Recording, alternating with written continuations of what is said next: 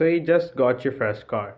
Here are things you should know to stay safe on the road and have a reliable partner. Before we start, please watch the video till the end. Anyways, number one, your lights.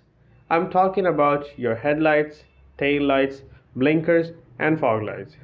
These are very important for you to drive safe and also to communicate with other drivers. So check for any which are broken or maybe filled with water. If you find any, change them. And I would urge you to change them yourself at home because it's a relatively simple job. I'm going to leave some links in the description that would help you to do so. Moving on to number 2, fluids. These include your engine oil, coolant, wiper fluid, and brake oil. Now you can check all of these fluids under the hood or under the bonnet. I'm again going to leave some links in the description that would help you to check and change the mentioned fluids if needed. As an overview, here's a picture of an engine bay, and here is where you can check your engine oil, here your brake fluid, here the coolant, and here the wiper fluid. And if you're enjoying the video, leave a like and subscribe. Thank you. Number 3, tires, which are very important for your and other safety on the road.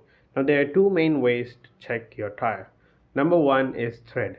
Now there is a thread safety line in between of the tire threads.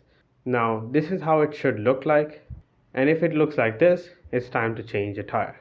The reason is the tire will not be able to drain water, which will make your car to hydroplane, which is not safe. The second method to check your tire is the year of manufacturing. Now you can find this on the side wall of the tire. This is an example picture. If the tire is older than 6 years, you should change it because over time the tire gets dried up and could burst or just not be good to drive on. The compound gets very hard. That's all for this week. Hope to see you guys in the next week. Ma salama.